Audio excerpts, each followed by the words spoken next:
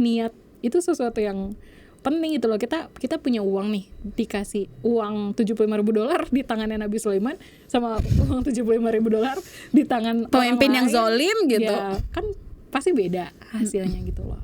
Gitu, jadi bukan kayak miskin yang jadi masalah, bukan uang yang jadi masalah, tapi gimana kita menggunakan itu gitu loh. Karena kan sebenarnya apa ya, instrumen ujiannya Allah di dunia ini tuh nggak cuma uang gitu loh, even perasaan kita sendiri juga kan itu ujian juga. Yes. Gitu loh, orang-orang yang dititipkan Allah sama kita itu ujian juga gitu.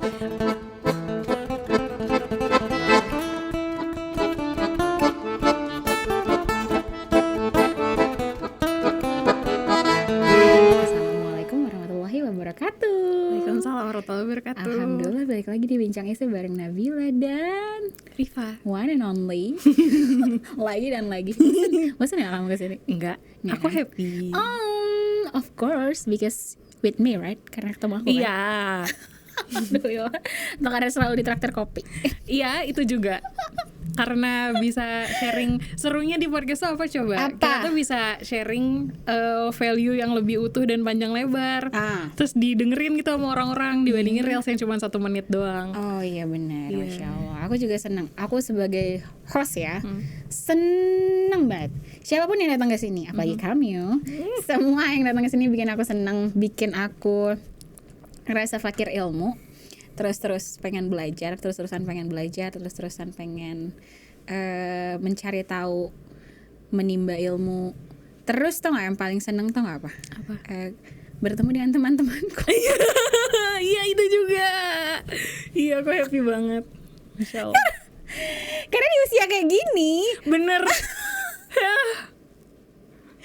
so I'm the host, right? Yes. Aku host ya. This is my stage. Gitu. Aku bisa ngundang siapapun. Iya, asik. Iya, Betul. iya, makanya kenapa orang-orang bilang ini adalah podcastnya teman itu adalah podcast anak Unpad. Iya, so what? I want to meet my friends. So you're here. Thank you for being here. Hari ini kita mau ngebahas soal does money bring happiness? Does money bring happiness? Boleh masukin jokes yang tadi nggak? Boleh. Brings happiness kalau banyak. Dia bring happiness Nggak kalau deh. banyak ya. Karena gini, berdasarkan sebuah studi, yang aku baca di Forbes, teman-teman mungkin bisa lihat nanti di sini atau di sini atau di sini, terserah Nandi mau taruh di mana. Does money buy happiness? Actually, yes. Jawabannya gitu. Does money buy happiness? Actually, yes. Dia bilang gini, it's oddly satisfying to think that rich people aren't any happier than the middle class. Iya kan? Ya, masa nggak happy ya daripada kita middle class? Aku bukan middle class lagi, underclass. Enggak dong. Ayam middle class ya, kita middle class ya. Tergantung pengertian middle sama lower class itu menurut siapa kan, Iya, iya, berdasarkan iya. pengeluaran per bulan kan dihitungnya. Iya, Kalau nggak benar. salah yang lower class tuh berapa, Di? I don't know. Kalau nggak salah under 500.000 500.000 per kapita. dolar. Kalau nggak salah ya. 500.000 rupiah. Rupiah. Oh. Kalau Indonesia, padahal kalau standar luar negeri itu kalau nggak salah sebulan itu layaknya ya orang itu 2 juta sekian gitu. Paham maksudnya kemana? Oke. Oke, ya yang pasti kalau punya nggak jadi. Aku mau aku tadi mau nyebutin aku mau ngeluarin jokes Apa nggak? soal pesawat pribadi coy, tapi nggak jadi, udahlah maaf ya. Nih nggak apa-apa. udah nggak rame, yang rame sekarang soal fu. Ya Allah. Aku lanjutin. Dari Forbes, it's oddly satisfying to think that rich people aren't any happier than the middle class. Iya dong, logikanya gitu ya. This belief is supported by a widely publicized 2010 study led by Daniel Kahneman. I'm sorry kalau penyebutannya salah. And his Princeton colleague Angus Deaton, both winners of Nobel Prize in Economics, which concluded that happiness only increases with income up to $75,000. After that, they claim additional income doesn't impact overall happiness. Jadi berdasarkan si study ini, orang-orang dengan pendapatan $75,000 itu lebih happy. Cenah, $75 itu berapa tadi, Fa? 1,150 M. 150 M. That's a lot ya. Itu bisa kebeli nggak pesawat pribadi? Wah nggak tahu lagi, belum Nggak, pernah beli iya. gue teh. Sama Beb. Kalau Motor aja belum kebeli sama.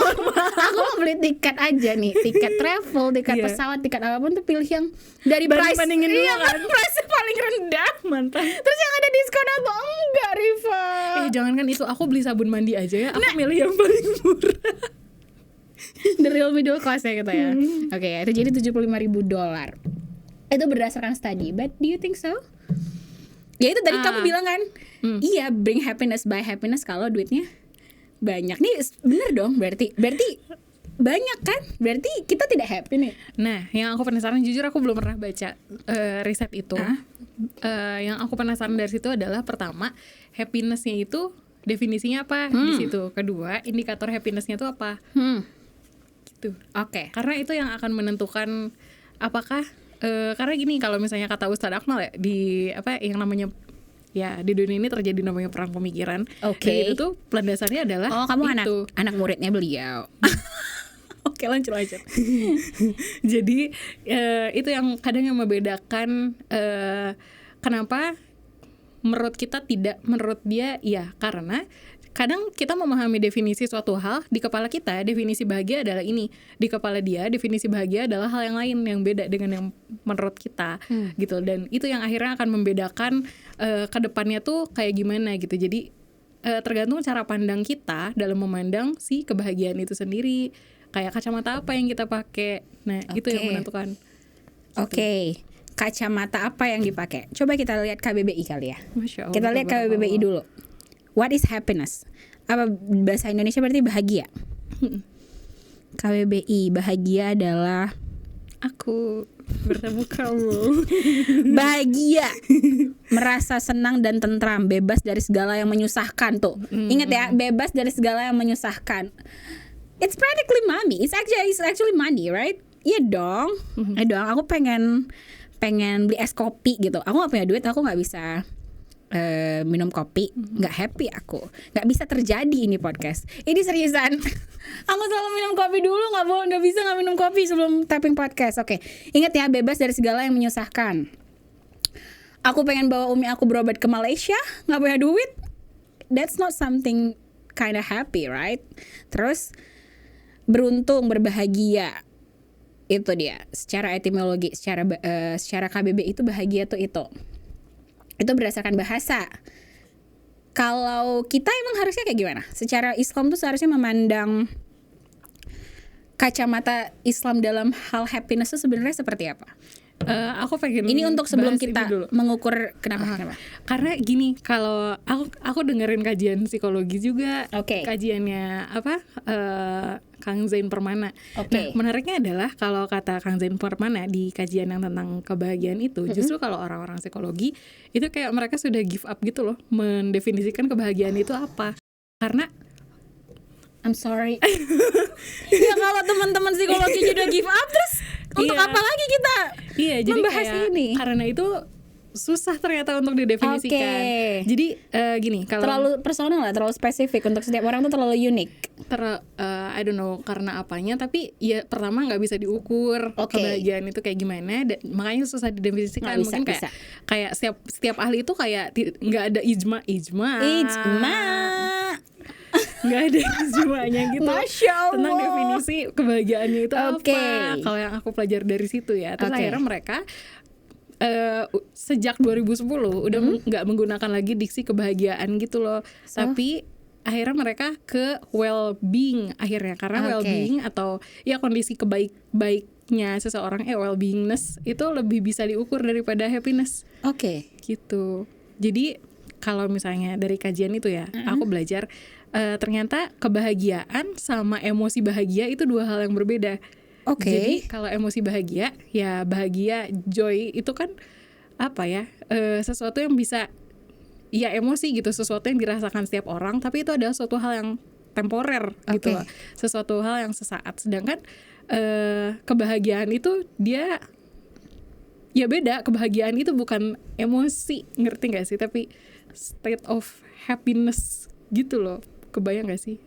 Happiness beda Happiness sama itu di emosi. otak gitu. Enggak. Emosi itu di jiwa, di hati. Bukan, tapi kalau emosi itu kan kalau kata Kang Zen Permana ya, jadi itu adalah respon kita atas sebuah kejadian. Oke. Gitu loh. Senang. Happy. Ya bingung juga.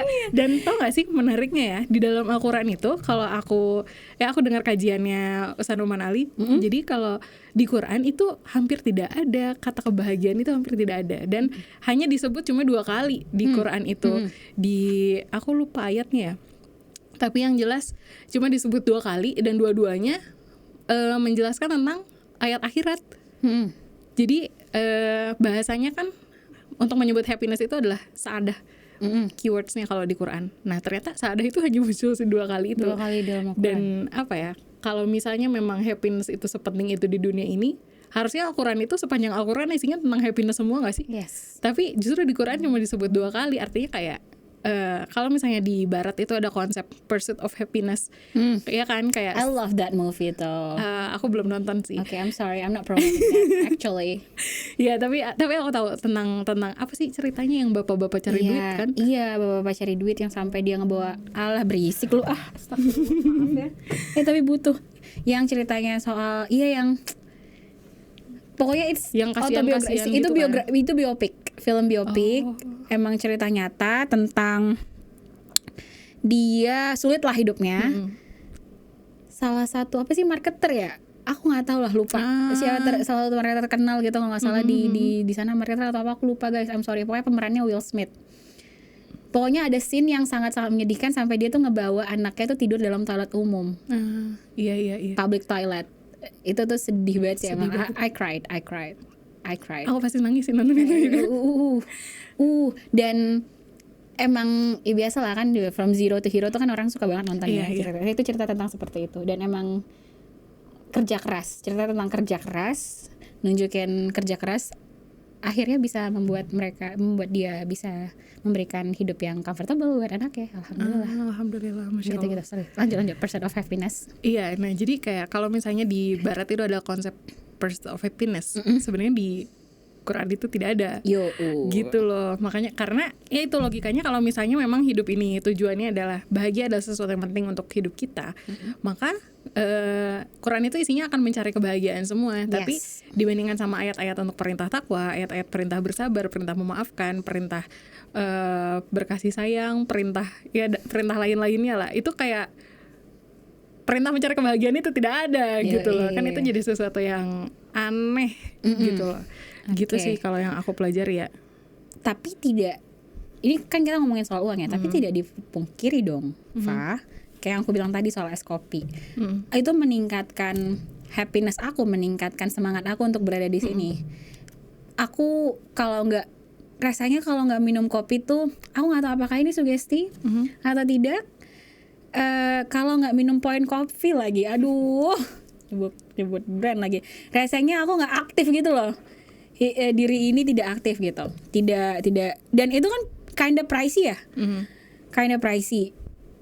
Aku membelinya dengan uang. Rasanya kalau mungkin pendapatan aku tidak seperti saat ini, belum tentu aku bisa menjalani pekerjaan aku dengan lebih baik tanpa si kopi yang spesifik ini ya. Oke. Aku mau cerita deh. Jadi ini dan it makes me feel good. Okay. Yes. I felt happiness setiap minum kopi ini. Sungguh. Aku juga gimana ya? Aku susah menjelaskannya. Paham. Aku nggak butuh barang-barang mewah, tapi si kopi yang cukup pricey ini itu bikin aku happy. Oke. Tapi banyak kopi lain yang juga enak, harganya nggak semahal ini. Dan mungkin, tapi aku nggak mau, aku maunya dia. Berarti dia brandingnya berhasil guys. Iya, gimana aduh maaf ya. Oke, aku pengen cerita ini sih dari kajian aku ini akan agak panjang, tapi ini menurut aku penting sih. Dan aku jujur aku sendiri ketika ditembak tema tentang money brings happiness. Ya itu aku baru mikir kayak apakah iya money brings happiness gitu loh, karena ya itu aku sebelumnya pernah dengar tentang riset yang tadi sama Tenap ceritain. Cuman kalau yang aku summary dari kajiannya Kang Zen Permana itu gini. Jadi Ya itu tadi kan psikologi selalu mendefinisikan kebahagiaan. Akhirnya mereka menggunakan diksi well-beingness gitu. Well-being, oke. Oke, nah dan ya tadi emosi bahagia sama kebahagiaan itu ternyata beda. Dan yang namanya emosi itu adalah respon kita terhadap suatu kejadian. Jadi, nah yang miskonsepsi yang terjadi adalah hal yang menimbulkan emosi bahagia. Kita suka menyebut itu sebagai kebahagiaan. Kayak misalnya si es kopi tadi, kayak karena dia menimbulkan triggering emosi bahagia gitu loh di dalam hati kita. Terus kita jadi menganggap bahwa kopi ini adalah kebahagiaan gitu loh. Nah, padahal beda. Nah, gara-gara ini jadinya orang tuh suka mempersyaratkan sesuatu untuk mereka merasa bahagia gitu loh. It's kind of slaps for me actually. Jadinya kalau Kang Zain tuh lucunya dia bilang gini loh, jadinya kayak sumpah palapa gitu loh. Kayak aku baru boleh bahagia setelah aku minum kopi. Padahal kan sebenarnya nggak minum kopi juga we can functionally well. No. Ya, tapi you got the point. I got the point. But actually sebelum kamu belum melihat aku sebelum kopi ketika pagi hari. Ketika aku ngaji pekanan, kan aku start jam 6 pagi ya. Allahu Akbar. I'm not well adjusted at that time. Nggak tahu emang aku aja gembel kali. Maaf. Lanjut.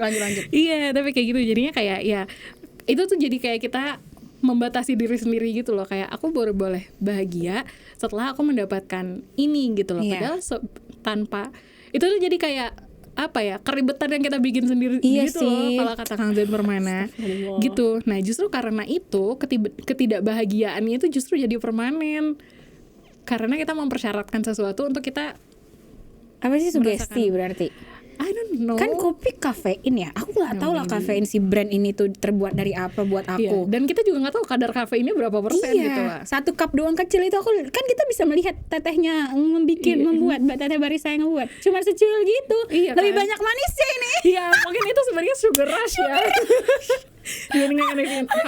Oke. Sama ada lagi ini riset yang lain ya. Aku dapat dari jurnal something. Jadi pemirsa tadi itu pendengar, penikmat. Nah, apa Melayu kalau Malaysia? Aduh itu gemes banget tau. Aduh nggak tahu lagi. Pengagum. Apa ya? Bukan. Apa? Itulah. Oke, lanjut. Aku penonton setia Boboiboy dan Agent Ali. Tuh kan, masa nggak tahu sih apa sih penyuka? Ini nggak penting banget tapi aku gemes, sungguh. Sorry. Pemirsa bahasa Malaysia. Fans bukan sih? No. Bahasa.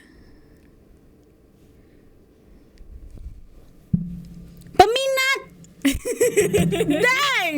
Padahal itu bahasa Indonesia juga ya. Iya, bahasa Indonesia juga. Lanjut. Jadi tadi kita kan lagi bahas tentang ini. Jadi itu ada jurnal juga sebenarnya. Jadi judulnya The Paradoxical Effects of Pursuing Positive Emotions. Ini yang nulisnya psikolog juga. Jadi dalam penelitian ini, jadi psikolog itu ngebagi 2 responden gitu loh.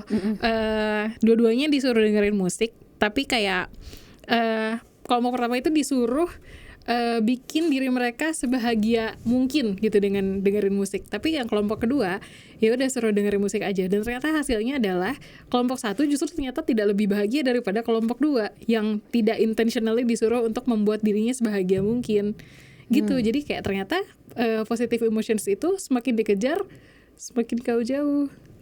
Semakin kau kejar. Semakin kau jauh. Untuk dapatkan lahir tahun berapa, Neng?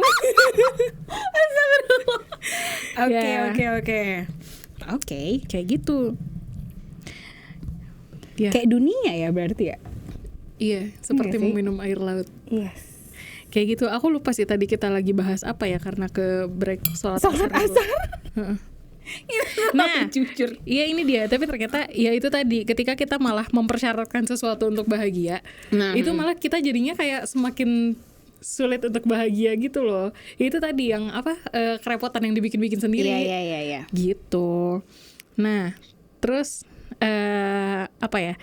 Ini ada fakta menarik lagi. Jadi kayak Kang Zain Permana itu pernah survei ke orang-orang yang habis wisuda.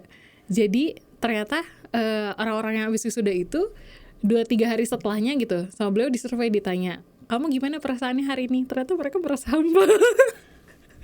Jadi karena hari hanya bahagia nih, tapi setelahnya tuh kayak gue mau ngapain ya, gitu.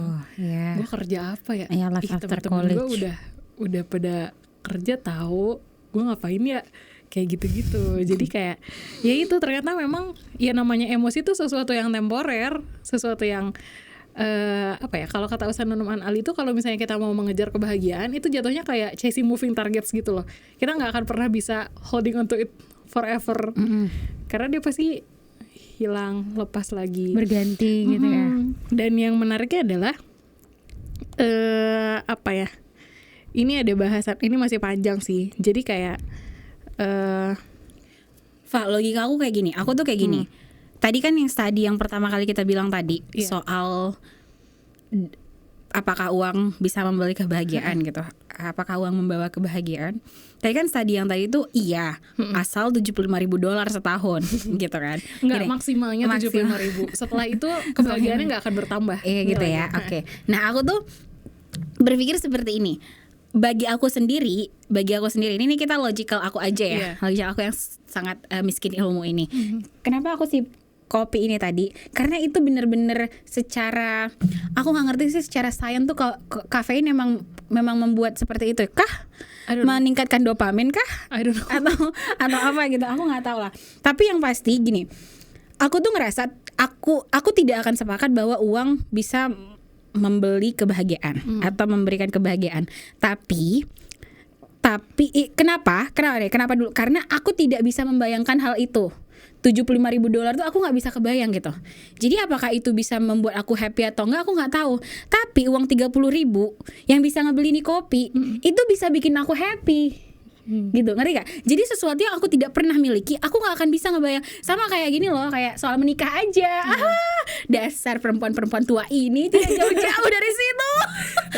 Oke, perempuan-perempuan tua, aduh Allahu Akbar. Jadi aku gak bisa membayangkan kebahagiaan seperti apa yang akan aku alami jika aku menikah, ataupun kesedihan apa yang akan aku alami jika aku menikah. Problematika apa yang akan terjadi segala macam tuh I cannot picture it. Pahalanya bisa aku bayangkan, tapi kalau gambarannya seperti apa, apakah aku happy atau tidak terbayang olehku gitu. Sama dengan uang $75,000 itu, aku nggak akan tahu Karena kita belum karena punya. I never have that, okay? That amount of money itu aku nggak pernah gitu, nggak kebayang sama aku gitu. Dan aku nggak pernah ngerasa menargetkan untuk bisa punya pesawat pribadi gitu. Aku nggak pernah ngerasa nggak tahu gimana happy-nya ketika aku hamil dan bisa jalan-jalan naik pesawat pribadi ke Amerika gitu. I don't know that gitu. Oke, aku nggak bisa mengukur itu, nggak bisa mengukur. Tapi aku bisa sangat-sangat mengukur bahwa uang 30.000 yang bisa membeli ini kopi itu bikin aku happy gitu. So it does bring happiness, tuh, right? Tapi aku kadang mikirnya kayak gini tau teh. Kadang satu hal yang sama itu bisa menjadikan apa ya, bisa berdampak membahagiakan untuk seseorang, tapi hal yang sama bisa tidak memberikan kebahagiaan untuk orang lainnya. Oke. Tahu ceritanya Mu'taz Azaiza nggak? Apa tuh? Jadi kan dia asalnya di Gaza nih. Ya kita tahu lah ya, ada Oke. orang yang berbahagia dengan dia bisa keluar negeri naik private jet. Oke. Dan seorang Mu'taz Azaiza itu Aduh, tahu perbandingannya nggak sih? beda banget ini. Iya Oke, sih, I got it. Tapi Oke, aku oke. ingetnya Iya, iya, pesawat-pesawatan ingetnya ke situ Iya, iya, gitu. iya. Nah, ketika Brother Mu'taz ini kan dia asalnya di Gaza jadi jurnalis, dan dia sangat apa ya, on fire gitu loh ketika jadi jurnalis, meskipun saat itu kondisinya bahaya. Dan kalau nggak salah ya beliau sakit ya, kalau nggak salah waktu Oke. itu. Ya beliau sakit. Terus akhirnya karena kondisi penyakitnya itu, beliau harus dievakuasi keluar dari Gaza, pengobatan di Qatar kalau nggak salah ya.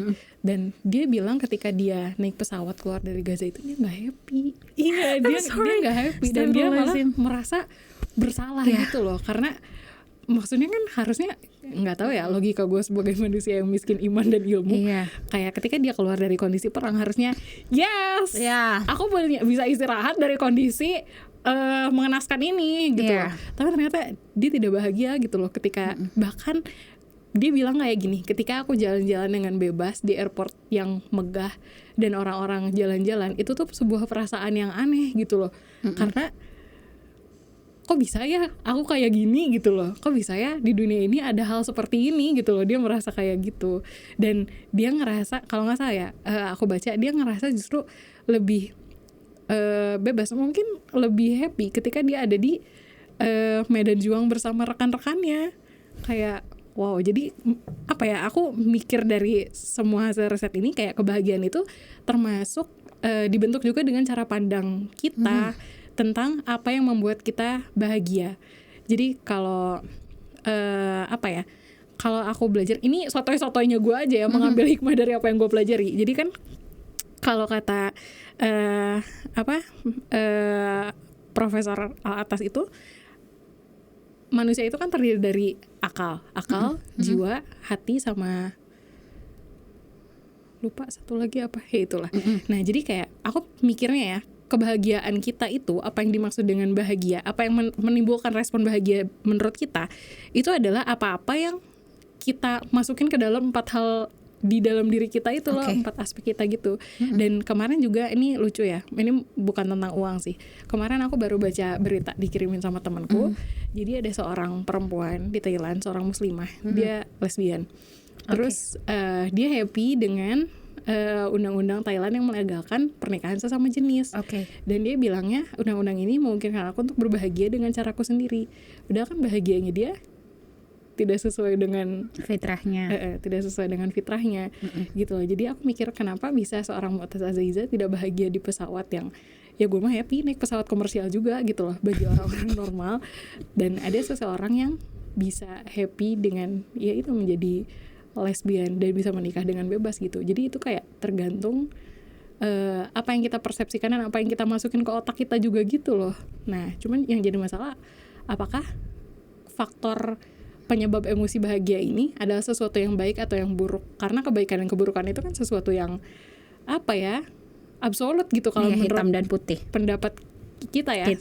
Seperti ilmu yang kita pahami, kalau dalam Islam hal yang baik dan yang buruk itu ya absolut, nggak ada suatu hal yang abu-abu gitu loh. Kayak kalau kata Allah baik ya baik, kalau enggak ya enggak gitu. Dan mau kita keburukan itu kalaupun misalnya bikin kita happy, ya itu tetap ada dampak buruknya gitu loh, sekalipun kita happy melakukan itu. Kayak misalnya minum miras aja, ya mungkin banyak orang yang happy dengan minum miras, tapi kan ya lo happy nggak happy minum miras, ya tetap aja lo mabok gitu, tetap aja organ lo rusak ya rusak, sakit mah sakit gitu loh, kayak gitu. Sama aku pengen lanjutin yang tentang ini sih, yang tentang apa emosi bahagia tadi gitu. Jadi nah, selain salah mendefinisikan soal kebahagiaan itu tadi, orang itu jadi kayak suka salah sangka gitu loh. Dia tuh pengen bahagia, tapi yang dikejar justru capaian dan kepuasannya itu tadi. Kayak misalnya kita menyangka kalau kita nikah, kita akan bahagia. Jadi kayak si nikah adalah pencapaian untuk kita. Terus jadi dokter, kita akan bahagia. Jadi kaya, kita akan bahagia, dan lain sebagainya. Itu tadi mempersyaratkan kebahagiaan itu tadi. Nah, padahal sebenarnya kalau kita lihat definisinya ya, makna capaian itu adalah hasil dari upaya memenuhi kebutuhan dan keinginan kita.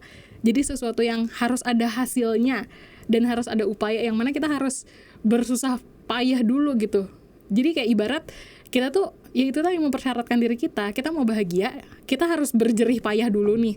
Berjerih payah dulu, terus harus menghasilkan sesuatu gitu. Dan kalau misalnya kita nggak menghasilkan itu tuh kayak, gue tuh belum boleh bahagia sekarang gitu loh. Padahal kan sebenarnya ya boleh-boleh aja gitu loh, gitu. Nah, gitu.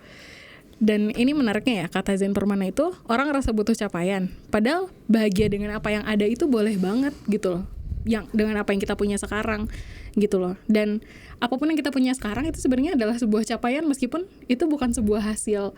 Kayak misalnya kita belum nikah nih sekarang, tapi kan kita masih punya banyak cinta. Sebenarnya kita tidak kekurangan cinta juga, belum punya suami juga gitu loh. Iya gak sih? Iya. Kayak kayak gitu. Wait a minute. Kayak gitu. Terus kayak kita masih banyak yang sayang dan nggak punya. Mikir, gue di kosan sepi banget coy, nggak. Iya sih. Nah itu ada, dan aku pelajari ini salah satu ya dari kajian beliau juga sih, tapi kajian yang lain bukan yang ini. Jadi kayak nikah itu kan sebenarnya adalah menambah relasi amanah ya, menambah amanah relasi Yes. dari Allah gitu. Iya. Nah terus Kang Zain tuh bilang, kalian coba list relasi apa aja yang kalian punya saat ini gitu, kayak relasi kita sama orang tua, relasi kita sama teman, relasi kita sama bos kita, rekan kerja dan lain sebagainya. Terus Kang Zain tuh bilang, kira-kira kalau misalnya relasi-relasi itu dihisap hasilnya udah bagus atau belum? Enggak. Aduh. Aku tertampar lagi di situ. Terus kata Kang Zain gini, kalau misalnya relasi yang udah diamanahkan aja kita belum bisa proving ke Allah kalau kita bisa menjaganya dengan baik, gimana Allah mau mengamanahkan relasi yang baru ke kita? Damn. Kayak gitu. Oke, thank you. Kita tutup kajian pada hari ini. Lu juga menolong gitu. Oke. Iya. Nah, terus nah ini dia poin pertamanya kan dari hasil ya. Tadi kayak jadi kita tuh sebenarnya boleh kok ngerasa bahagia dari proses. Jadi bukan dari hasilnya. Jadi kayak kalaupun misalnya kita mengusahakan sesuatu nih nggak berhasil, sebenarnya kita berbahagia dengan proses kita tuh boleh kok. Gitu. Jadi kayak kita apa ya? Listing apa-apa yang baik dari situ gitu. Mungkin kalau kasus gue ya kasus tidak jadi menikah kemarin. Kayak tapi tolong di-cut ya kegagalan aku kemarin. Tolong tidak di-cut. Kegagalan kamu, kegagalan dalam menjalin hubungan romansa dengan seseorang. No. Gagal. Ya, oke. Ya mungkin ya aku ngerasa aku tidak berhasil gitu, dan aku merasa ini proses yang sangat memporak-porandakan buat aku gitu. Menyakitkan iya, tapi kalau aku melihat ke belakang ternyata sebenarnya proses yang menyakitkan dan ya nggak panjang-panjang banget juga sih. Berapa sih, 6 bulan? Enggak, sebulan doang. Oke. Tapi ya sakitnya kayak dibanting aja gitu. Iya. Nah, tapi ternyata di situ justru membuka banyak sekali kebaikan buat aku gitu loh. Kayak pertama itu memperbaiki hubungan aku dengan orang tua. Sangat luar biasa. Membuka komunikasi aku sama mereka dari pengalaman patah hati kemarin. Terus apa ya? Itu triggering aku untuk berkarya. Dari berkarya itu aku ketemu banyak teman baru. Aku ikut kajian yang banyak sekali. Aku dapat opportunity yang luar biasa. Aku belum bisa cerita, tapi ya ada opportunity yang aku happy gitu, yang selama ini tuh aku nggak pernah ngebayangin diri aku bakal sampai ke sana, tapi ternyata it happened. Ya, alhamdulillah. Gitu, alhamdulillah. Dan aku mikir ternyata hasil yang aku mau aku nggak dapet nih, tapi ternyata proses ini membawa aku ke hasil-hasil yang lainnya gitu. Proses ini ya meskipun tanpa prestasi-prestasi itu ya tetap proses ini tuh membawa aku menuju sesuatu yang lebih baik gitu, dan at least proses ini membawa aku menuju lebih banyak ngobrol sama Allah gitu. Dan I think ya boleh kan kita berbahagia dengan itu meskipun sampai sekarang faktanya ya saya masih jomblo gitu. Tidak berhasil. Emang juga berhasil atau tidaknya proses itu, ini ngomongin prosesnya kamu ya. Kamu gagal dalam proses ta'aruf itu kan. Aku mau nanya ini serius. Ini serius. Ini mungkin untuk teman-teman juga yang sedang menjalani, pernah mengalami, atau emang jika pada akhirnya tidak menikah dengan orang yang sedang berproses sama kamu itu artinya gagal? Ya kalau hitungan duniawi mah kan gagal, tapi kan kita menikah bukan untuk dapetin orangnya. Kita berproses bukan dapetin orangnya. Proses itu sendiri mau jadi atau enggak kan tetap ada pahalanya nggak sih? Youngkrumen. Masya Allah. Gitu. Oke. Nah kayak gitu. Terus kayak ya itu tadi, kita nggak perlu sampai susah payah juga gitu untuk mencari kebahagiaan, dan nggak perlu juga semua keinginan kita terpenuhi untuk bisa berbahagia sebenarnya. Gitu ya kalau kata Kang Zain. Nah sama kayak yang poin kedua adalah tentang kepuasan gitu. Orang tuh kan pengen merasa puas ya, dan yang namanya kepuasan itu adalah titik optimal katanya. Kepuasan adalah titik optimal seseorang ketika menerima sebuah capaian atas keinginannya dia gitu. Dan yang namanya optimal sama maksimal itu ternyata beda. Jadi kalau misalnya kalau misalnya maksimal dikatakan kalau misalnya kita ada di sebuah buffet, kapasitas lambung kita mungkin 2 tumpeng kali ya. Oke.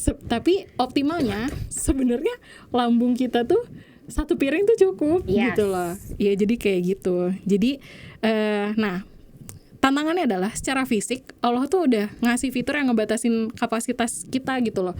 Jadi kayak kalau misalnya optimalnya udah nyampe, itu tuh bakal secara otomatis ada sistem yang memberhentikan kita. Kayak misalnya makan. kalau misalnya kapasitas lambung kita udah optimal, kan kita ngerasa kenyang dong. Yes. Dipaksa masih bisa nggak? Bisa. Tapi kalau misalnya dipaksa terus-terusan, akhirnya apa? Muntah, keluar sendiri gitu loh. Terus kayak misalnya rasa lelah juga, kayak misalnya kita mau sengebet apapun kita kerja atau olahraga atau ngapain lah yang produktif. Kalau misalnya kata badan kita udah cukup, ya kita akan ambruk dengan sendirinya gitu loh. Nah tapi masalahnya kalau kepuasan fisik kayak gitu ya, kecukupan fisik tuh kayak gitu. Tapi kalau mental tuh nggak ada. Kita tuh nggak pernah tahu kita tuh puasnya segimana gitu. Nah itu yang jadi apa ya, masalah dengan termasuk dengan uang juga mungkin diantaranya. Karena kita tuh nggak pernah tahu emang kita butuhnya berapa sih gitu loh. Mungkin kita sebenarnya ya UMR aja udah cukup gitu untuk kehidupan kita. Tapi ketika kita dikasih $75.000, apakah akan kita terima? Pasti akan kita terima juga dong. Iya nggak sih? Iyalah, apalagi kalau udah bergratifikasi jadi pribadi aku terima kan. Lanjut. Iya kayak gitu. Nah, karena itu nggak bisa diukur dan apa ya? Itulah yang jadi penyebab makanya kenapa sebenarnya kebahagiaan hakiki itu tidak akan pernah bisa kita temuin di dunia, karena kita nggak pernah benar-benar tahu berapa sih uang yang kita butuhkan sampai kita benar-benar ngerasa satisfy-nya kita tuh berapa. Karena ya itu tadi, mungkin bisa jadi ada orang yang dikasih lebih dari $75.000 dan dia lebih satisfy lagi dengan itu. Bisa jadi gitu loh. Dan ya mending kalau uang tuh masih ada nominalnya, masih bisa diukur ditakar gitu. ya.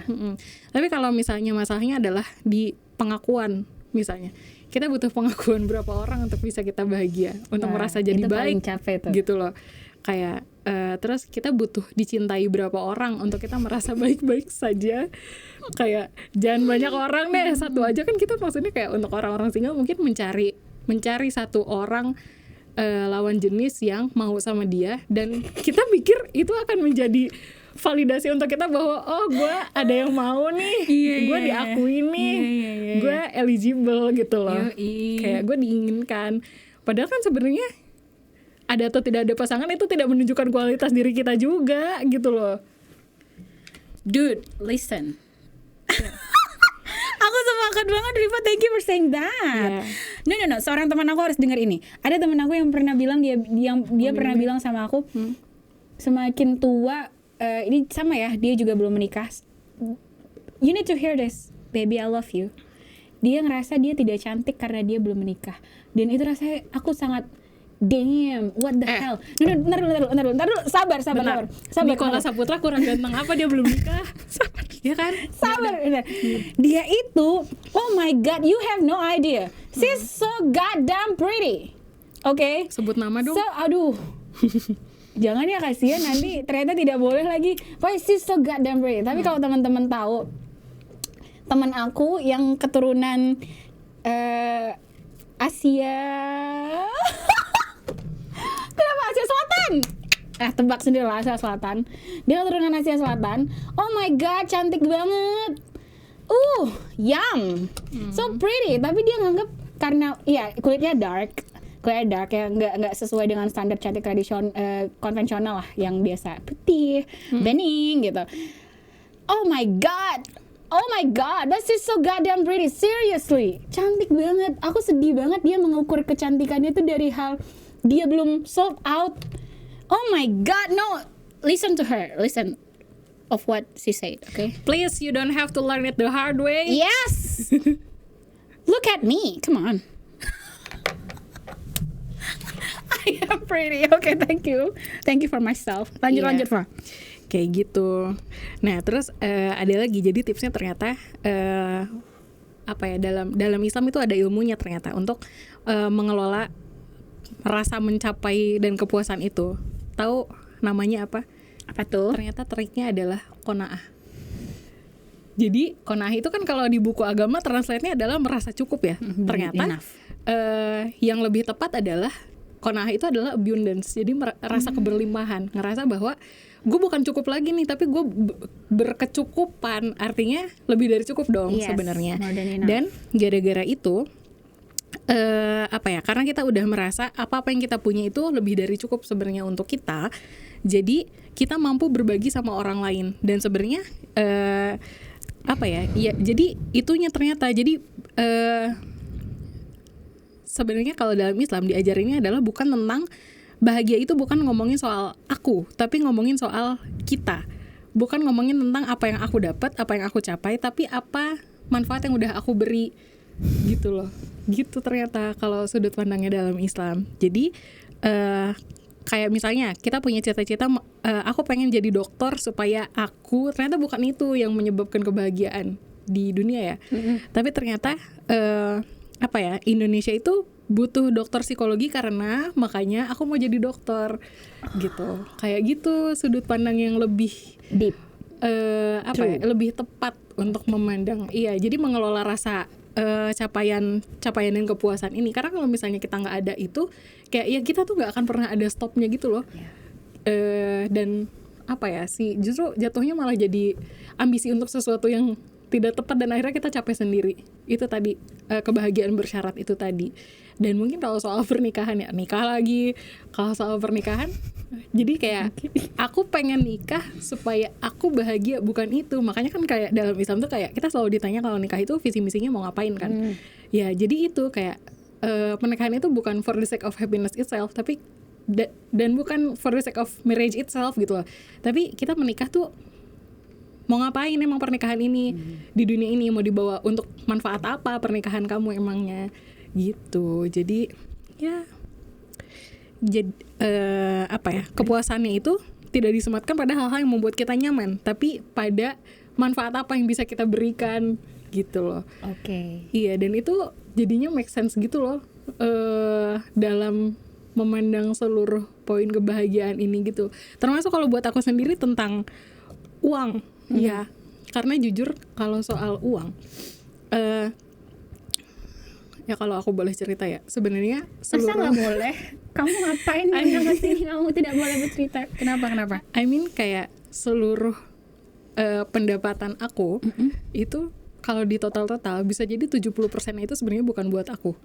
Tapi ketika ya aku kan sebenarnya bisa aja ya uang ini aku pakai buat aku tuh nggak apa-apa sebenarnya, nggak dosa juga sebenarnya jadinya buat gue. Tapi ketika aku melakukan itu dan ketika ya misalnya aku punya budget jalan-jalan nih, terus aku habisin untuk diriku sendiri aja, terus nggak ngajak orang tua, itu rasanya kayak You don't feel good about it ya? Iya, kayak aku bakal lebih bahagia kalau keluargaku ikut juga dan merasakan apa yang aku rasain gitu. Meskipun aku kadang-kadang jajan untuk diriku sendiri juga ya, tapi kayak kalau misalnya aku punya uang banyak gitu, aku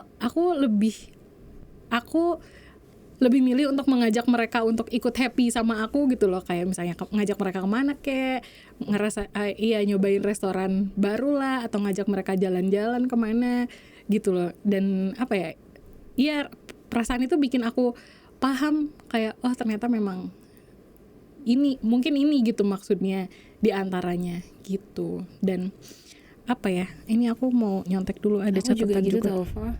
Tapi sedih karena kamu kan deket ya, tinggal bilang ayo dek main yuk, makan yuk gitu. Dah aku ya udah mau digojekin apa, gofoodin apa gitu doang misalnya.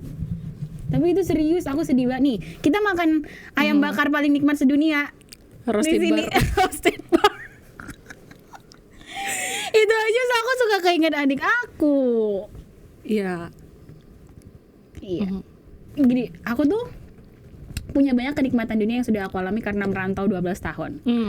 Dan itu sesuatu yang tidak bisa aku bagi dengan adikku, dengan umiku gitu. Cuman secuil lah paling, secuil juga nggak tahu lah, setetes yang nempel di lautan di jari gitu doang kali ya. Iya.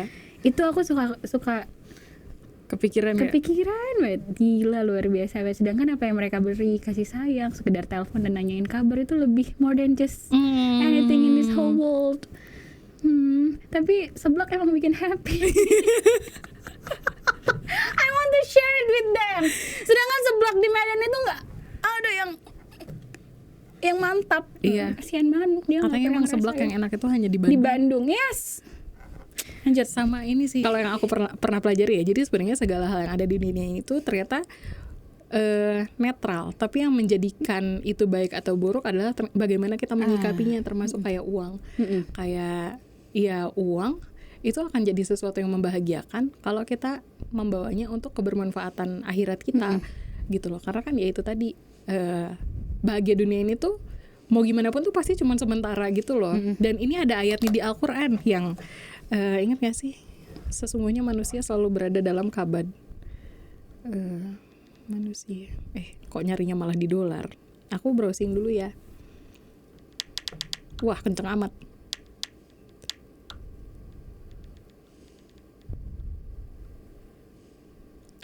Al-Balad. Sungguh kami telah menciptakan manusia berada dalam susah payah. Jadi kayak ya sepanjang hidupnya manusia tuh bakal selalu susah payah gitu loh. Kayak gini, bisa jadi seseorang itu kaya secara finansial, dia itu tidak diuji apa-apa, enak nih berkelimpahan hidupnya, tapi pasti nggak mungkin dia lepas dari ujian tuh, nggak mungkin. Pasti Allah ngasih dia ujian, tapi di hal yang lain. Kalau financially dia tidak ada ujian ya, mungkin ujian dia adalah di relationship keluarga, mungkin di kesehatan, mungkin di dirinya sendiri, mungkin hubungan dia sama teman-temannya, sama keluarganya, sama anaknya.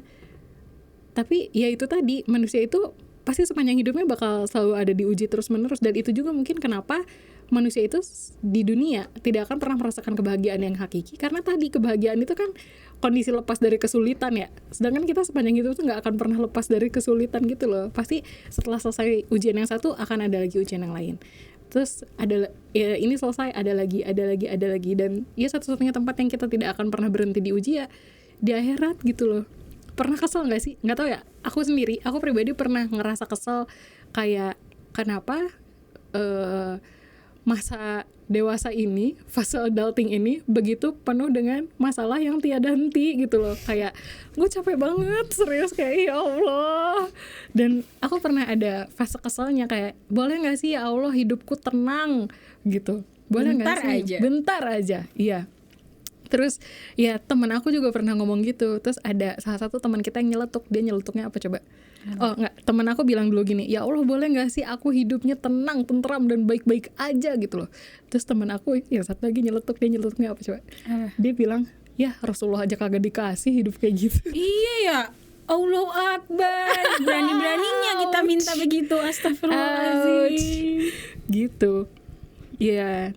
Dan ini sih yang aku pikirin kalau terkait uang ya. Sebenarnya kalau misalnya kita dikasih uang $75,000 gitu misalnya, sebenarnya ya semakin banyak harta benda yang kita punya, makin banyak yang dihisap, makanya aku gak mau. Iya, makin banyak yang dihisap. Dan di dunia tuh makin repot gitu gak sih?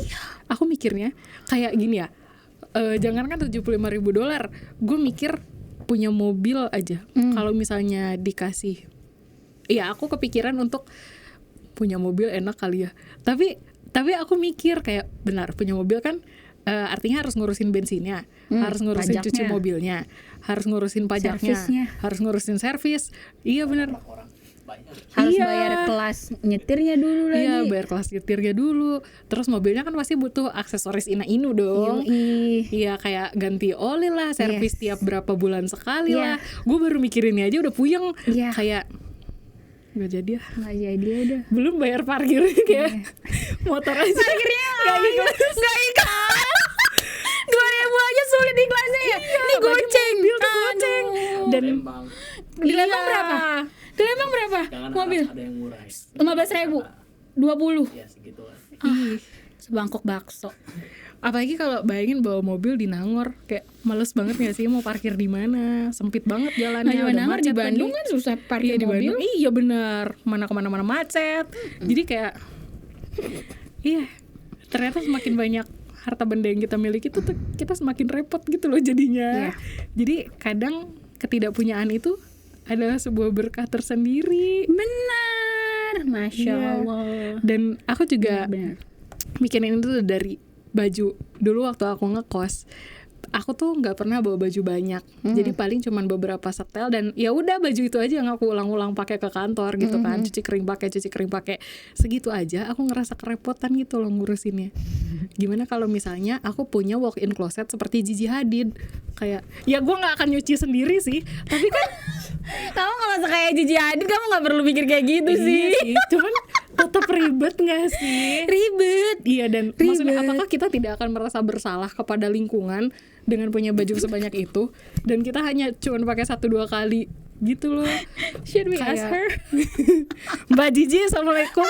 Jadi gini, Mbak Dia Tumaros. Apa kabar Kai? Kai kan nama anaknya iya, lucu Kai banget udah tahu. gede ya kayaknya. Iya udah gede, Masya pasti lucu Allah. banget ih. Akikahannya datang nggak? Enggak datang. Aku juga lagi. Enggak datang aku mah, tapi kalau lebaran kadang suka Iya. pengen datang sungkem gitu kan sama ibu bapak Hadid. Bawain opor ya. Wah, Masya Allah. Itu aku kayak gitu tau Fa. Ke Gigi Seperti itu Hadid. bukan Oh. dong kayak kamu gitu. Kalau teman-teman yang suka udah dengerin podcastnya Temani, apalagi yang kemarin di kelas The Metamorph kan sempat ngebahas sama Ustaz Agus tuh soal duit juga, soal duit dan Gen Z gitu-gitulah, soal keuangan dalam perspektif Al-Quran gitu. Aku tuh aku udah beberapa kali cerita gitu betapa takutnya aku terhadap sesuatu. Nih tadi kan aku cerita tuh, aku tuh nggak bisa happy, aku tuh nggak bisa membayangkan seperti apa happy-nya punya uang $75.000 gitu.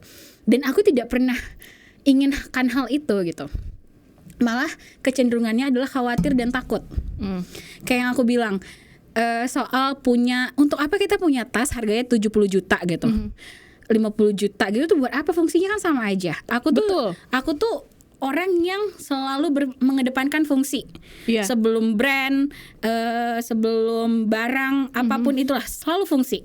Beli handphone selalu fungsinya. Fungsinya kalau semua fungsinya sudah terpenuhi, ya udah itu aku beli. Aku tidak peduli apa brandnya, tidak peduli soal kemewahannya, berapa gede kameranya atau apa. Kalau aku tidak penting sama tidak perlu sama hal itu, aku nggak peduli itu. Nggak bakal masuk ke dalam hal penting di hidupku gitu. Aku tuh seperti itu, sangat seperti itu.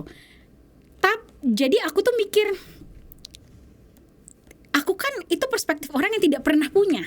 Iya. Yang tidak pernah punya, nggak pernah ngerasa itu perlu gitu.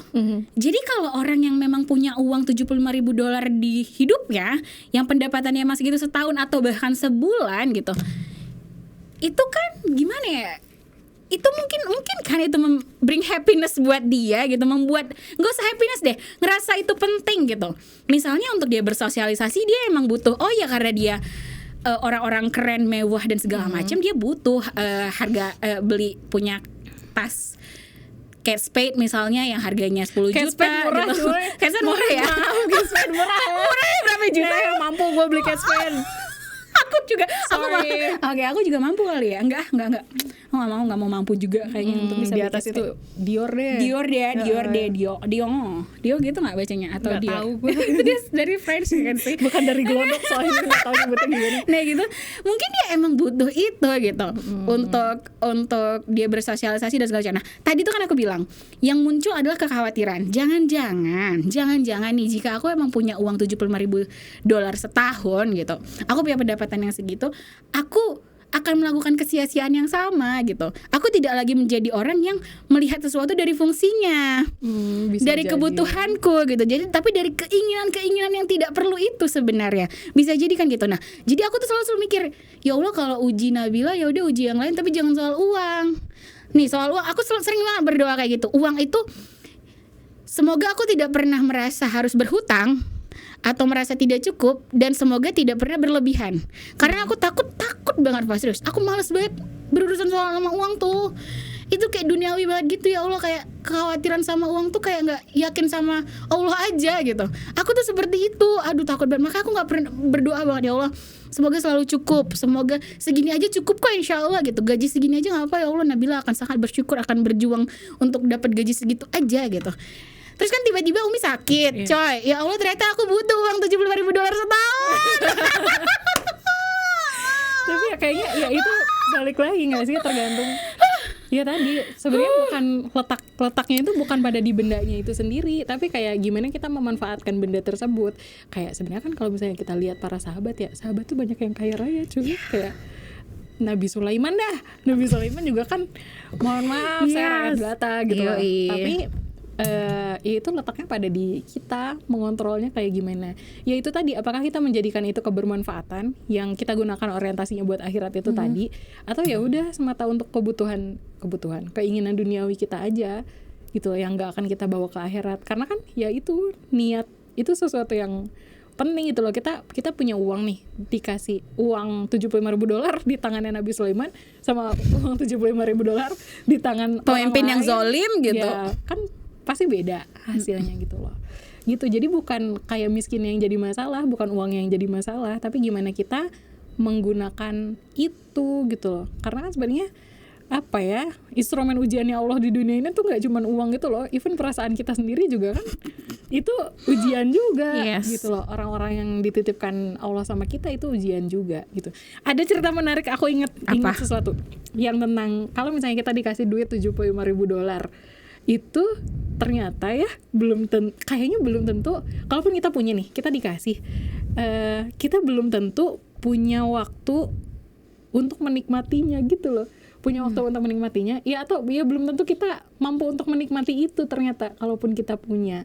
Jadi ya bisa jadi uang itu milik kita tapi rezekinya bukan punya kita. Karena gini, aku pernah, aduh ini agak memalukan. Jadi aku suka nonton, tau gak sih acara review rumah artis gitu. What's satisfying about it? What's satisfying about it? Enggak. Jadi terpicu ya kamu untuk bisa punya. Lebih ke arsitekturnya aja kan suka lucu-lucu gitu loh. Jadi aku suka lihat kayak ternyata rumah tuh bisa loh bentuknya kayak dari gini. YouTuber ya? Enggak YouTuber, kayak ya akun, tahu nggak sih kalau dulu di net itu ada acara desain namanya. Ya, itu tuh keren tuh. Oke. Ya, tapi ini tuh kebetulan yang di reviewnya tuh rumah seleb ya. Oke. Seleb gitu. Dan waktu itu aku nonton salah satunya adalah video review rumahnya Z. Tahu Z DJ. Astagfirullahaladzim, iya. Gue tahu. Iya, aku juga. Ya, emang kenapa kalau tahu? Itu iya. Jangan ditiru. Oke. Ya rumahnya Z. Gue tahu lagi Z siapa. Terus waktu itu kan Z lagi hits-hitsnya banget kan. Kaya banget dong dia.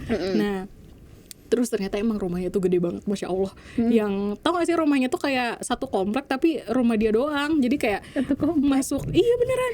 Tau gak sih kalau misalnya komplek rumah KPR dia di semua tuh yang punya seluas itu. Nggak segede gitu banget, cuman kayak masuk rumahnya tuh yang sampai bangunannya tuh nggak kelihatan dari jalan saking luasnya. Jadi kayak ngelewatin taman-taman dulu. Yes, yang buat masuk ke gerbang dari pinggir jalan raya aja tuh harus pakai mobil, soalnya kalau jalan kaki tuh jauh. Terus ya masuk kayak palace ya. Emang literal kayak istana. Terus rumahnya tuh gede banget dan sampai pintunya aja tuh segede gerbang akhirat lah. Yang beneran belum lihat gerbang akhirat kayak gimana. Oke. Segede Gapura Cibinong. Segede gitu. Yang apa? Tau gak sih yang itu gede banget. Terus kalau yang engselnya tuh di tengah gitu. Jadi kalau ngebuka dia tuh kayak muter gitu dan dia kaca semua gitu. Rumahnya pokoknya gede banget lah, bagus banget. Bandara ya. Iya benar, dan rumahnya tuh nuansa putih gitu. Dan gede banget, parah. Ada berapa 8 atau 10 kamar tidur gitu. Terus kayak kamarnya dia, si kamar mandi masternya ini, si master bathroomnya itu ada jacuzzinya. Terus si reporternya nanya, kamu udah pernah berendam di sini berapa kali sejak kamu punya rumah ini? Udah lumayan lama kan, 2 tahunan gitu dia punya rumah itu. Ya sekali selama 2 tahun. Iya, dia bilang, ya biasanya aku sehari-hari mandi ya pakai shower juga. Katanya kan gak sempet aku berendam setiap hari. Jadi kayak, ternyata orang-orang yang punya jacuzzi ini juga ternyata meskipun mereka punya, iya belum tentu mereka menikmati hal tersebut gitu loh. Iya, malah jadi kayak ART-nya kali yang nikmati ya. Wallahualam, ya kita tidak menimbulkan fitnah terhadap asisten rumah tangganya. Enggak, aku gak fitnah ya, pasti Z orang baik kan, dia mengizinkan ART-nya untuk mohon maaf ya saya berpikir seperti itu. Khususan pada Z, khususan pada ART-nya. Terus tahu nggak sih? Ini stupid juga, jangan ditiru. Dulu Kim Kardashian juga sama Kanye West berantemnya kayak gitu. Soal Kanye West dan Kardashian. What's the point? Poinnya adalah mereka bertengkar gara-gara kan si Kim Kardashian ini tuh dibikinin kolam renang apa dibeliin rumah yang ada kolam renangnya lah, gue lupa. Terus iya kayak gitu juga ditanya sama reporternya, kamu udah berapa kali berenang di situ? Ya sekali gitu, atau dia belum pernah lah nyobain berenang di situ. Terus Kanye West-nya marah kayak, kamu dibeliin properti kayak gini kalau berenangnya nggak kamu pakai gitu. Terus kayak, I don't have time to swim in that pool gitu kan. Gimana Pak? very demure, Very cutesy. mindful. Kayak gitu. Jadi kayak ya itu salah satu yang bikin aku kaget, dan aku pikir oh mungkin ternyata ya memang ketika sesuatu yang berlebihan tuh ya berlebihan aja gitu. Emang manusia tuh tidak butuh untuk punya itu gitu kan. Siapa sih yang renang tiap hari di dunia ini? Selain atlet renang aja ada liburnya gitu loh. Untuk apa kita punya? Karena nggak sesering itu juga kita pakai. Yes. Mungkin maybe. Itu terlalu megah ya untuk hal itu. Sesimpel aku pernah punya, aduh ini boleh kan ngomongnya akun Netflix. Aku pernah punya akun Netflix. Akun Netflix itu kan bulanan ya. Emang aku tiap hari nonton? Enggak kan? Itu bahkan sering banget. Aku pernah di fase sibuk sekali selama 1 bulan itu, kayak cuma 1 kali aku nonton. Abis itu aku stop. Abis itu aku udah ini nggak bener. Nggak. Iya, cuannya dari situ. Iya, tuh kan. Emang we don't Memang really need it. berlebihan itu Berlebihan sekali. tidak baik. Tidak baik. Udahlah YouTube aja temani. Bener, teman-temani. Gratis lagi. Subrek sekarang. Masya Allah. So, happiness itu di-create. We create it. Kan kamu bilang tadi netral. Jadi Bukan, kita yang memberi duitnya yang netral. Duitnya netral. Iya. Jadi kita yang memberi rasa terhadap hal itu. Iya, dengan qanaah itu tadi ya. Qanaah, Kayak kalau aku mikirnya jadi kayak ya tadi kan Quran itu nggak pernah ngasih penekanan terhadap untuk mencari kebahagiaan gitu loh. Jadi sebenarnya ya ngapain dicari in the first place gitu loh. Jadi ya. Terus orang yang nggak punya duit gimana dong? Nah itu dia, justru kalau misalnya uang atau kesenangan itu jadi sesuatu yang harus di dunia ini, berarti dunia ini jadi sesuatu yang ini dong, hukum Allah jadi sesuatu yang tidak adil dong, karena nggak semua orang akan dapat itu, gitu loh. Tapi justru yang Allah tekankan pada kita kan adalah untuk mencari akhirat, mencari ridho Allah, mencari akhirat, mencari ridho Allah. Sedangkan akhirat dan ridho Allah itu bisa diraih oleh siapapun dengan kondisi kehidupan seperti apapun, gitu loh. Iya nggak sih? Menurut aku ya, surga itu adalah tempat yang paling inklusif sejagat raya tau. Karena kan semua orang bisa masuk asalkan mau. Benar. Iya, dan kemauannya itu juga tidak mensyaratkan dia harus punya sesuatu dulu. Tidak bahkan ilmu gitu loh. Karena kan kita dihisab berdasarkan apa yang kita tahu kan, dan berdasarkan apa yang kita amalkan dari pengetahuan tersebut.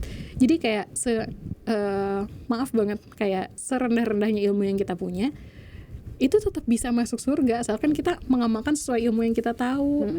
Kayak ini, maaf kalau salah ya, yang dengar kisahnya Bilal yang disiksa terus teriak ahad itu, dari salah satu kajian yang aku dengar itu karena kalau nggak salah ya, Bilal itu memang baru taunya adalah tentang ahadnya itu gitu. Tapi bahkan dengan satu pengetahuan itu beliau bisa mengamalkannya menjadi sebuah amal yang luar biasa gitu loh. Jadi kayak apa sih halangan kita? Kan kita udah punya Quran 1 mushaf sebuku, masa kita nggak bisa mengusahakan untuk meraih kebahagiaan hakiki itu tadi? Gitu sih aku mikirnya. Gila, gue lagi hype ini.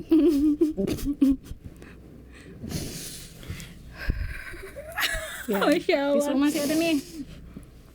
Ya, aku kalau dibandingin sama Bilal, cerita Bilal tuh, aduh Rifa, I'm in the middle of something. Oh gitu. I'm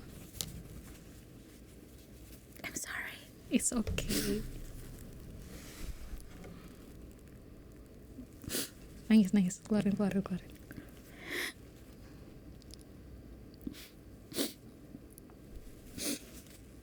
Oh. Enggak, udah just stay there. It's okay. It's okay. Okay. I love you. Selalu nangis sama lu, Fa. Tapi hampir setiap podcast aku nangis ya. Tapi sama kamu lebih kayaknya. Emang we need to talk a lot kali ya. I need you in my life. Thank you for being in my life. Thank you for saying that. Thank you juga. Aku ingat banget dulu pernah juga denger ceramah Ustadz Salim Afila soal itu. Rasanya tuh aku tahu ilmunya Bilal hanya segitu saat itu. Yang Bilal ketahui hanya itu, tapi kecintaannya itu sama Allah, sama Islam, sama iman ya. Begitu luar biasa, kayak udah selesai gitu. Hidupnya udah cukup tahu hal itu udah, aku bersaksi tiada Tuhan selain Allah, udah itu tok yang dia tahu. Masya Allah ya. Iya ya. Nggak tahu kemarin nggak tahu, belakangan lagi khawatir aja gitu deh sama masa depan. You know. What the hell? Belakangan lagi khawatir kepo gitu. lagi. So, jadi kayak cerita so I need this topic so I can learn from you. I can hear all the good things about this. So, yeah. Tahu mak gue habis telepon gitu beberapa waktu yang lalu ambil nangis sebel gue.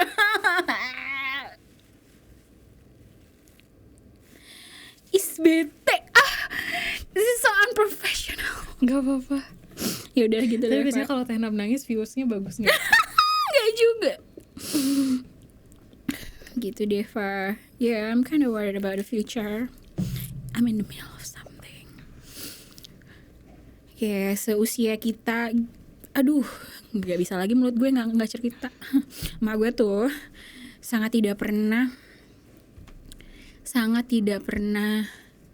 seumur hidup tuh nggak pernah nanya anak-anaknya tuh kapan nikah, kapan kawin, kapan punya ini kan, itu nggak pernah. She loves us so much gitu. Kayak membiarkan kami bertumbuh dengan cara masing-masing gitu, kayak nge-support semuanya. Tahu kan, terus dia sakit ya, setahun ini lagi sakit. Tahu berapa, terus sering banget nanyain setelah diagnosa, setelah ini semakin memburuk gitu, nanyainnya soal kapan nikah, kapan begini, kapan gitu. Kayak nggak masalah gitu kalau ditanyain kapan nikah, kapan kawin. Tapi karena dia bukan tipikal orang yang seperti itu, berarti pertanyaan itu bersumber dari rasa pesimis kan ya. Mungkin pesimis karena mungkin pesimis hidupnya tidak akan lama lagi atau apa gitu. Atau mungkin terus pekan ini tuh salah satu one of the heaviest week gitu of this year, I don't know. Kayak beberapa waktu yang lalu tuh nangis, literally couple of days ago, nangis sambil teleponan. Tell me about everything, about what she felt, what she's feeling. Yaudah, I don't know what to say, I don't know what to do. I never felt this worried about my life and her. This is so freaking unprofessional. Nggak apa-apa. So I don't know, I never get, I want to give her the whole world if I could, but I couldn't.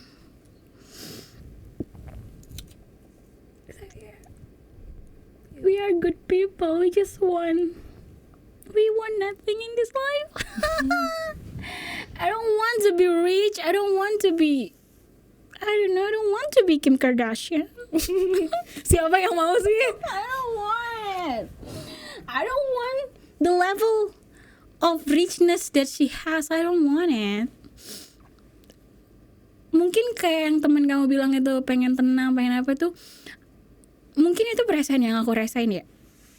I mean, semakin banyak uang, ya itu kamu bilang kan tadi, semakin banyak uang tuh semakin banyak yang harus kita kelola, kita pertanggungjawabkan. Aku berpikir seperti itu, aku nggak pengen punya itu gitu. Tapi tahun ini tuh it hits me harder than ever. Oh, we need money apparently. We need the feeling, perasaan aman, gimana ya, asuransi kesehatan yang bisa aku afford saat ini ya hanya itu gitu, BPJS gitu misalnya untuk Umi gitu. Rasanya kayak aku tidak merasa berbakti gitu kalau aku nggak bisa memberikan seluruh dunia ini untuk kesembuhannya Umi gitu, atau setidaknya untuk memberikan dia rasa optimis gitu. So that's why it's so personal to me right now about this topic, because apparently we need money. It's not like we're poor. We are not. I'm pretty comfortable with what I have, with what I can afford monthly. Tapi ya itu, mungkin kalau punya lebih banyak tuh aku bisa ngasih itu deh, sembuhan. Mungkin ya Allah yang ngasih kesembuhan, aku tahu. Ya setidaknya membuat merasa optimis aja gitu sama hidupnya. Karena because nggak apa-apa tanya aku soal kapan nikah ketika Umi sehat. bukan saat Umi kayak gini gitu. So yeah, this kinda getting worse than the last time I talked to Ustadz Agus. Jadi ini lebih emosional lagi. Soalnya belum pernah cerita sama Ustadz Agus soal ini. Aku nggak pengen kaya Ustadz. Tapi ternyata setelah Umi sakit, oh we need more money than ever. Itu lupa apa lagi kata Ustadz Agus. Bisa-bisanya. Astagfirullahaladzim. Tidak dibuka lagi bab itu. Astagfirullah gitu deh, Rif. So yeah. So what do you think about it? I'm sorry. Judge me. So I think money does bring happiness. I'm not. Ini bakal kedengeran jahat ya. Okay, it's okay, baby. Tapi uang nggak bisa mencegah kematian. I know. Ya itu sih. Maksudnya kayak dibilang paham juga gue nggak paham ya. Cuman ya keresahanmu manusiawi sih itu yang aku bilang. Dan keresahannya Umi juga manusiawi. Cuman kayaknya ini terlalu serius untuk dibawa ke podcast, gue jadi takut. It's okay, sweetie. Apa ya keresahannya Umi sebenarnya kayak dari nikah itu kayaknya ada sesuatu hal lain. Kayaknya bukan nikahnya gitu loh yang Umi khawatirkan kan pasti. Ada something under life after her. Yeah. That what she's worried about, life after her. Kehidupan anak-anaknya setelah dia gitu. Nah itu kan aku yang tidak suka itu adalah rasa pesimisnya Umi. Apaan sih emang Umi bakal mati dalam waktu dekat gitu. Enggak, you're gonna be just fine gitu. I want, because my mom is so positive. Umi tuh salah satu orang paling positif yang pernah aku tahu, yang pernah aku kenal. Selalu bilang, jangan pernah bilang gak bisa, coba dulu. Sangat-sangat positif. Ya itu mungkin sudah tua, ya memang mungkin sudah dia ngerasa gitulah. Jadi yang ada di benaknya mungkin ya life after her gitu loh, kehidupan anak-anaknya setelah dia itu kayak gimana. Kan dia pengen, kalau mungkin Umi harus diundang ke sini. Mungkin ya itu perasaan seperti apa anak-anaknya kalau dia udah nggak ada. Dia pasti ingin memastikan sebelum dia pergi. Anak-anaknya sudah, mungkin aku sebagai perempuan, kita anak-anak perempuan ini ingin berada di tangan yang tepat gitu kan. I just don't like it. I just don't like the thought of her kayak gitu. Kalau we will be just fine. So don't worry, Ma. Gitu deh. Dan aku ngerasa kayak tanggung jawabku gitu loh untuk memastikan dia nggak pesimis kayak gitu, kayak nyalahin diri sendiri. Aduh, kemana-mana. Ya dia nyalahin diri sendiri kayak nggak bisa ngasih healthcare yang lebih baik buat Umi gitu. Mungkin kalau bisa lebih baik Umi bahkan lebih optimis gitu-gitu deh. Kayak nyalahin diri gue kenapa selama ini nggak bekerja keras gitu. Aku kan terlalu chill ya dalam hidup tuh. Aku chill banget. Nggak pernah punya mimpi apa-apa, nggak pernah punya mimpi aneh-aneh, nggak pernah. Aduh bener deh, aku tuh chill banget. Nggak pernah pengen punya jadi host podcast. Nggak pernah, astagfirullah ya Allah, nggak pernah chill banget, ngerasa cukup. Aku rasa aku qanaah sekali. Masya Allah, selalu ngerasa cukup, selalu bersyukur sama apapun itu. Uang yang aku punya, nggak pengen punya apa-apa. Aduh, sepatu aku bertahun-tahun gak ganti. Kamu lihat tuh sepatu aku, sepatu itulah. Iya, udah lihat kok. Udah lihat betapa buluknya gitu. I'm okay with that. Gitu, jadi aku ngerasa coba aja ya. Aduh, salah what if. Kita tidak boleh berandai-andai ya teman-teman. Tapi itu kalau mungkin aku lebih keras lagi, mungkin saat ini Umi lebih baik gitu, mendapatkan pelayanan yang lebih baik. Gitu deh.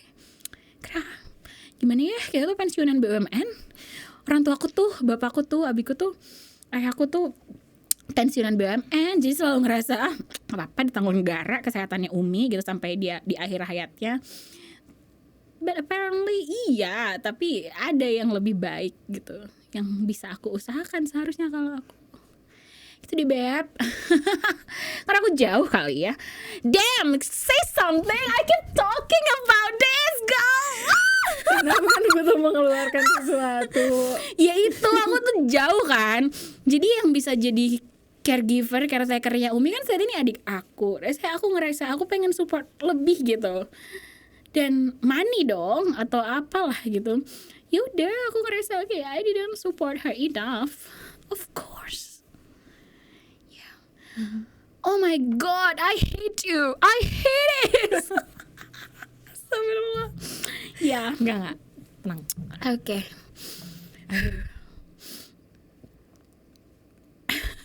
Nanti emosi ini akan berakhir kok.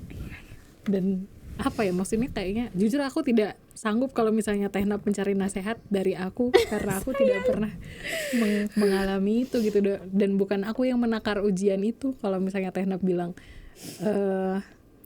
berdoa sama Allah minta ujiannya bukan di uang, ya berarti terjawab dong, doanya terkabul dong. Ujiannya bukan di uang, because that's easy for you. Mungkin ya menurut Allah. Makanya diujinya di bagian yang itu. Kenapa sih harus butuh duit yang banyak? Oke. Terus Umi tuh, alah lanjut lagi. Gak, udah. Mak gue tuh ngerasa dia tuh kalau dia tuh udah berencana. Tahun ini mungkin juga untuk kita para orang tua selanjutnya, Umiku tuh sudah berencana untuk tidak akan menyusahkan anak-anak ketika tua. Dia punya rumah kontrakan, dia punya pensiunannya bapakku. Jadi tuh rasanya tuh kalau masalah uang tuh nggak akan sulit dia gitu. Ternyata ujiannya gitu kan, jadi janda dia. Jadi kalau sakit ya pasti anak-anaknya yang ngurus. Iya dong, siapa lagi kan. Terus ternyata uang pensiunannya sebanyak-banyaknya uang pensiunan dan rumah kontrakan ternyata tetap aja tidak cukup untuk memberikan healthcare yang paling maksimal gitu untuk dia saat ini gitu. Terus dia ngerasa jadi bersalah sekali, ngerasa jadi orang tua yang gak, aduh moms doh, hopefully you see this one, hopefully you watch this episode. Dia ngerasa sangat itu gagal karena merasa tergantung sama anak-anaknya, karena dia tidak pengen seperti itu. Kita semua tahu dia tuh sangat mempersiapkan masa tuanya, nggak pengen, tapi ya udah gitu. Jadi dia ngerasa jadi burden buat adik aku, jadi burden buat aku juga kali. Gitu deh. Aduh, I hate you money. Babe, anyway, what's next? What's next, God? Ya Allah. Gitu deh. Apaan sih gue kok ceritanya di podcast ya? I love you, Rifa. Okay, say something, baby. Aku susah ngomong kalau misalnya orang lagi cerita. I mean, Tehna butuh merasakan emosi yang ledak-ledak. I mean, ya kesedihan itu butuh dilewati sih suatu saat. Apa ya? So, does money bring happiness? Tergantung uangnya dipakai buat apa. Okay. Iya. Tenang teh. Gue gak punya nasihat lain selain berpegangan sama Allah ya, serius. Karena ya itu kayak yang dulu aku pernah cerita.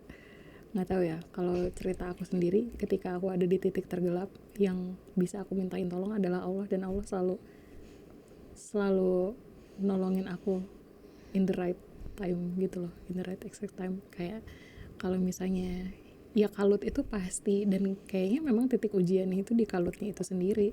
Cuman ya selama kalut itu kita mau ngapain gitu, yang kayaknya ujian di situ. Apakah kita mau berpegang sama Allah atau kita mau berpaling dari Allah gitu kan. Karena masalah itu kan sebenarnya yang menyelesaikan gak pernah kita yang menyelesaikan gitu loh. Iya gak sih? Selalu Allah yang menyelesaikan itu. Cuman ya selama kita lagi di masa-masa turbulence ini, apa yang kita lakukan gitu. Apakah kita akan minta tolong sama Allah atau enggak gitu sih. Jujur gue nggak tahu solusinya masalah solusi masalah lu teh, gue nggak tahu. Demi Allah, jalan keluarnya kayak gimana juga gue nggak tahu. Cuman ya satu-satunya yang bisa aku bilang ya itu jangan lepasin Allah gitu, karena Allah yang tahu ini harus ngapain, selesainya kayak gimana. Pun kayak kekalutan itu kan Allah yang maha membolak-balik hati ya.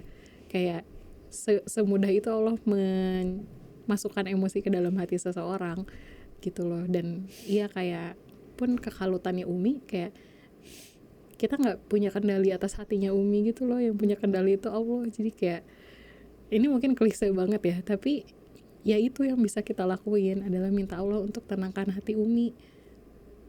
Kan hanya dengan mengingat Allah kita menjadi tenang, gak sih? Iya. Terus jangan dipendam sendiri, kayak kalau ada apa-apa tuh bilang. Oh, bilang apa? Ya kayak ya cerita aja. I mean, ya daripada dipendam sendirian jadi kentut.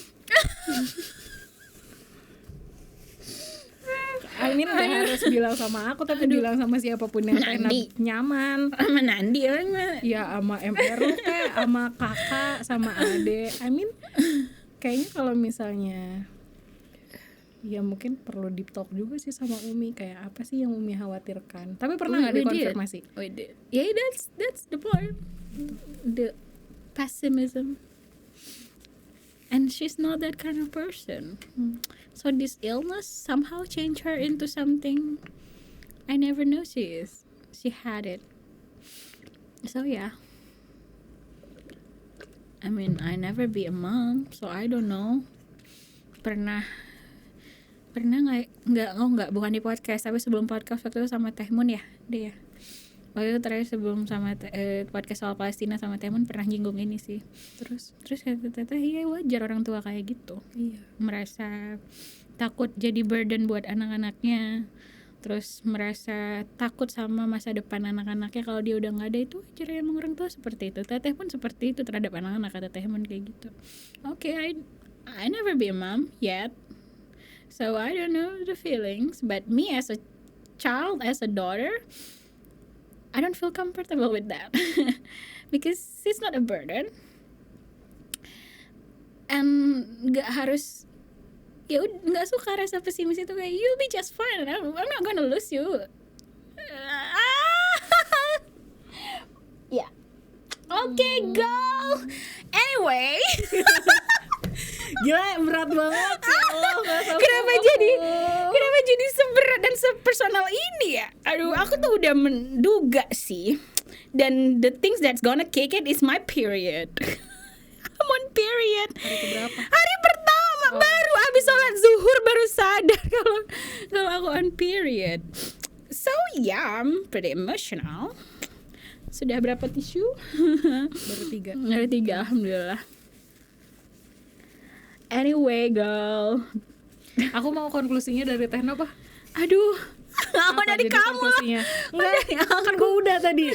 Kalau ayo, kan lu yang nangis nih sekarang nih. Enggak, gue yang tanya. Aduh. Kalau menurut Tehno sendiri, money bring happiness. Yeah. No. $75.000. It's not the money. It's actually The things that the money buy for you. mungkin kalau sebenarnya kalau kita berpikir semua kembali ke Allah, intinya Allah tahu yang terbaik, ya selesai kan hidup ini ya. Kita akan ridho terhadap semua takdirnya apapun itu, baik buruknya, kehilangan orang tua, kehilangan teman, kehadiran anak, kepergian pasangan, apapun itu, kalau kita mengembalikan ke Allah ya selesai kan semuanya. Pasti Allah tahu yang terbaik. Cuman memang manusia ini, uniknya manusia ini, dia diberi ujian. Apapun itu, banyak duit ujian, nggak ada duit ujian. Banget. Ujian banget. Iya, Pak. So, it's tergantung pada uangnya kita kemanakan, kita pergunakan untuk apa. Aku yakin jika kita mengembalikan kepada, seperti yang Rifa bilang, semuanya ini netral di dunia ini, termasuk uang netral. Dia bisa menjadi alat untuk keburukan, dia bisa jadi untuk alat kebaikan, dia bisa menjadi alat untuk kebaikan jika untuk diberikan kepada orang tua. Kita sedekah yang terbaik adalah pada saudara sendiri, pada keluarga sendiri. Tapi dia juga bisa jadi keburukan jika untuk membeli gratifikasi. Masih ya pesawat. Apapun itu bisa banget. Tapi apakah jadi belum tentu menciptakan kebahagiaan. probably make life easier, I guess. Tetap ya aku perspektifnya kayak gitu. It's okay. Yang pasti aku yakin seberapa banyaknya uang yang aku punya, seberapa banyaknya harta yang aku punya, apabila hidup tidak sembayang apa gunanya. Iya sih. Iya kok. Astagfirullah. Seberapa banyak pun uang yang aku punya di rekening, selama aku tidak merasa cukup, tidak akan pernah cukup. Dan aku selalu cukup, Pak. Gimana ya? Aku gak pernah ngerasa gak cukup. Bahkan aku gak punya keinginan yang aneh-aneh. Aduh, gak cocok banget nih topik ini, bener deh. Gitu deh. Udah dari kamu lah. Mungkin nggak tahu ya Teh. Semoga ini nyaman untuk didengarkan. Pasti. Insyaallah. Mungkin saat ini yang netral itu adalah kegelisahanmu dan kegelisahannya Umi. I mean, you can turn it into heaven or hell, but that worry is netral. Kebayang nggak maksudnya gimana? Oke. Tuh. Ya gitulah pokoknya. So money doesn't bring happiness. It does not. Bisa, tapi tergantung dipakai buat apa. Because the real happiness we're seeking is Di akhirat. akhirah. That's true. Di I love akhirat you. kan udah nggak sakit lagi. Iya benar. Sedih lagi gue. Di akhirat bisa ketemu dinosaurus. Iya. Bisa nikah sama Nicholas Saputra. Oh my god. Congrats. Amin ya Allah. Gue pengen ada Jurassic Park kan di surga. Ya minta Bisa ya, aja minta kalau ya. mau. Allah, Nabil pengen punya Jurassic Park. Punya aku ya. Punya aku. Personal. Yes. Ada jualan teh pocinya tapi aku nggak perlu beli, nggak perlu beli. Iya. Yes. Bisa ketemu Brontosaurus. Yes. I love the land before time. Yes. That's what make me fall in love with dinosaur. Tahu kan Land Before Time? Enggak. Sorry. Land Before Time tuh kartun zaman dulu gitu. Oh. Zaman 90-an kali ya. Tapi aku nontonnya 2000-an mungkin di RCTI atau di mana lah. I love it. Littlefoot Enggak, gitu enggak kata tahu. ya. Itu karakternya si Brontosaurus. Lucu Oh, yang banget. kecil. Yes, Yang hijau. kaki kecil. Yang iya. Iya kan? That's why Land Before Time tuh bikin aku jatuh Yang cinta. ayahnya mati itu. Iya, yang dia si yatim piatu yang tinggal sama bapak ibunya, kakek neneknya. Itu bukannya Nemo. No, enggak, Nemo nggak mati. Ada lagi film dinosaurus yang ke gunung gitu loh. The Missouri. Good Dinosaur. Beda, itu Disney. Kita boykot Disney. Dia ngapain ke gunung? Iya, The Good Dinosaur, ya Good Dinosaur. Iya. Iya. Ini lucu. Aku Land Before Time dulu udah jadul banget filmnya, itu kartun zaman dulu, jelek banget lah gitunya, grafisnya. Ih, Kalau dinosaurus yang dipelihara lemur itu pelihara Beda lemur. lagi. Ya itu Good Dinosaur kan? Iya, bukan sih? bukan. Iya, yang dipelihara lemur.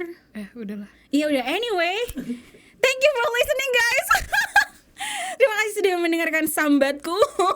Aduh. Sambat. Semoga bermanfaat ya. Please jangan hakimi aku karena air mata ini begitu suci.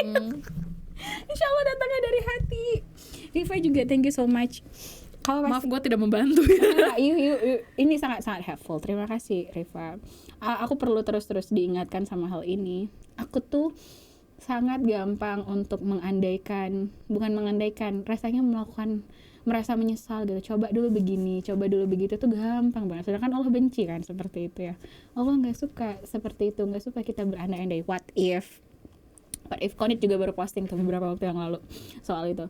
Nggak suka Allah seandainya aku begini, ya Allah, jika waktu bisa kembali gitu, aku tidak akan begini gitu. Dan itu memang belakangan ini sangat-sangat, karena mungkin karena bentar lagi aku turning 30 ngerasa ya Allah gitu, banyak opportunity yang kemudian memang tertutup kan. Kalau di Indonesia tuh pekerjaan usia batas 30 atau apa gitu, aku ngerasa ya itu kekhawatiran akan masa depan, banyak opportunity yang kemudian tidak bisa lagi gitu, padahal mah itu semua haknya Allah. Iya. ya kan? Iya bener. Yang terjadi di masa lalu juga sudah Allah pastikan itu yang terbaik untukku gitu. Jadi so don't worry Nabila, your mom's gonna be just fine, you are too, insyaallah. Kalian juga teman-teman. Thank you Rifa. Yes. Sudah insyaallah. Udah insyaallah. I love you, thank you so much. Terima kasih teman-teman. Love you too. Insyaallah ketemu lagi di Bincang Isu nanti selanjutnya bareng aku. Assalamualaikum warahmatullahi wabarakatuh. Waalaikumsalam warahmatullahi wabarakatuh. Semoga berguna ya. Insyaallah.